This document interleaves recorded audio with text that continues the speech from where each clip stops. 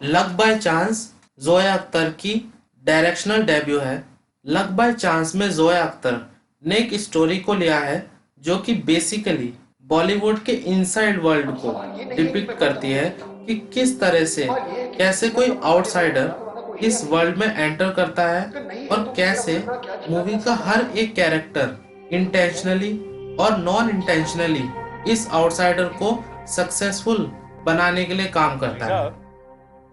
Sincere लगता है। Luck by chance Bollywood को बॉलीवुड के कैरेक्टर्स लेकर बॉलीवुड की मीडियोक्रिटी और बॉलीवुड की इंटरनल पॉलिटिक्स को एक्सप्लोर करने की कोशिश करती है, जो कि बॉलीवुड में रहकर जोया अख्तर ने ऑब्जर्व किया होगा।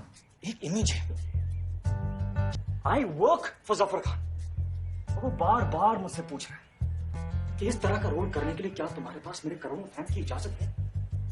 ये दोनों ही सीन मूवी के दोनों मेन कैरेक्टर्स की फ्यूचर जर्नी को सेटअप करते हैं और डिसाइड करते हैं कि मूवी में दोनों मेन कैरेक्टर्स की जर्नी किस तरफ जाने वाली टैलेंट है। के साथ साथ लक भी बहुत बड़ा फैक्टर होता है। I think the key is that you have to be at the right time at the right place. तीर और तलवार जैसे 2 फिल्में और भी की है मैंने, लेकिन कोई फायदा नहीं होता। सिर्फ छोटे मोटे शहरों में रिलीज होती है। एंड यू श्योर कि ये सतीश चौधरी तुम्हारे साथ बड़ी पिक्चर बनाएगा? हमें यहाँ से ये तो पता चलता है कि विक्रम की सक्सेस किस फैक्टर पे डिपेंड करने वाली है, लेकिन सोना कैरियर वाइज कहाँ पर है ये तो हमें यहाँ से पता चलता है। लेकिन सोना के साथ आगे क्या होगा, वो बॉलीवुड में कामयाब होगी या नहीं होगी, इस बात का पता हमें यहाँ से नहीं चलता है, जो कि सोना की जर्नी को और भी इंटरेस्टिंग बनाता है। सेम स्टोरी, जरूरत है, पैसे चाहिए तो मूड ही खराब कर दिया। सोना एक टैलेंटेड एक्ट्रेस है, मगर एक प्रोड्यूसर के चक्कर में 3 साल बर्बाद कर चुकी है और वो ये भी मान चुकी है कि बॉलीवुड अब उसके लिए नहीं है। और दूसरी तरफ विक्रम है जो उससे जूनियर है और लेसर एक्टर भी है, मगर सोना के उल्टे वो कामयाब होगा ही इस होप से भरा हुआ है। कामयाबी हम तक नहीं आती, हमें कामयाबी तक जाना होता है। अपने रास्ते पर चलते रहो, चलते रहो। धीरे धीरे सारी दुनिया तुम्हारे रास्ते पर आ जाएगी। और यहीं पर लक बाय चांस की जो बेसिक थीम है वो वर्क करती है। लक बाय चांस को हम 2 कहानियों में देख सकते हैं। एक कहानी में बॉलीवुड का सटायर बनाने की कोशिश की गई है।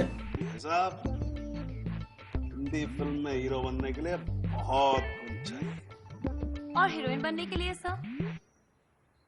हाँ नहीं, मतलब उसमें भी चाहिए, उसमें भी काफी मेहनत होती है, जिसमें बॉलीवुड की डम story telling, nepotism, plagiarism, Bollywood की कमर्शियल मूवी मेकिंग, ये फिल्म सुपरहिट, टैलेंटेड होने पर भी एक्टर्स की स्ट्रगलिंग लाइफ, प्रोड्यूसर्स का यंग एक्टर्स को एक्सप्लॉइट करना और मीडिया का बॉलीवुड स्टार्स की पर्सनल लाइफ पर इफेक्ट होना, इन सारे पॉइंट्स को एक्सप्लोर करने की कोशिश की गई है। तुम्हारी कोई गर्लफ्रेंड नहीं है। सोना मेरी गर्लफ्रेंड नहीं है, फ्रेंड है। लक बाय चांस की दूसरी कहानी में बॉलीवुड के अंदर और बाहर के कैरेक्टर्स हैं जो बॉलीवुड के अंदर एंट्री के स्ट्रगल पर मैंने 2 सालों में सिर्फ एक कमर्शियल किया है और बॉलीवुड में आ जाने के बाद जो स्ट्रगल होता है उस पर कमेंट करते हुए अपनी कहानी को आगे बढ़ाते हैं। सेल्फिश यूजर और मेरा फायदा हुआ है। तुम्हें अपना नाम अपनी फोटो प्रेस में देखने का इतना शौक है तो खुद कुछ करके दिखाओ। लक बाय चांस विक्रम से ज्यादा सोना की कहानी है, क्योंकि विक्रम मूवी के आखिर में क्या बनेगा ये पहले से ही डिसाइडेड है, बस वो वहां पर किस किस तरह से पहुंचेगा ये देखने वाली बात होगी। लेकिन सोना अपने फेट के इस प्रीडेस्टिनेशन में बंधी हुई नहीं है, जिससे उसकी कहानी विक्रम से ज्यादा देखने वाली है। जब तक मैं ये बात पूरी तरह समझ पाती वो जा चुका था, कब का जा चुका था। आज मैं रोज सुबह उठकर सिर्फ काम पर नहीं जाती, बल्कि वो काम करने जाती हूँ जिससे मुझे खुशी मिलती है। कितने लोग होंगे इस दुनिया में जो ये कह सकते हैं? लक बाय चांस से हमें मीडिया की पावर का भी पता चलता है कि कैसे किसी एक्टर की पूरी लाइफ, उसका पूरा स्ट्रगल, उसका सेल्फ वर्थ और लक से बॉलीवुड में बनाई हुई छोटी सी जगह मैगजीन के 2 पन्ने खत्म कर सकते हैं।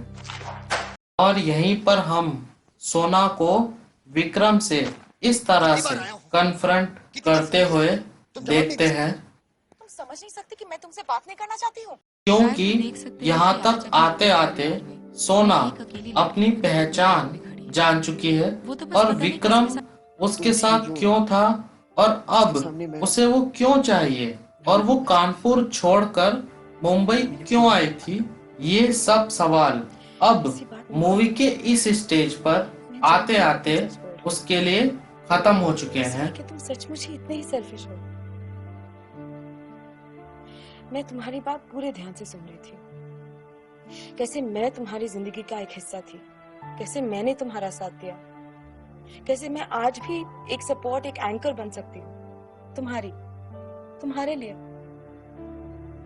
मगर ये सब तो तुम्हारे बारे में है विक्रम।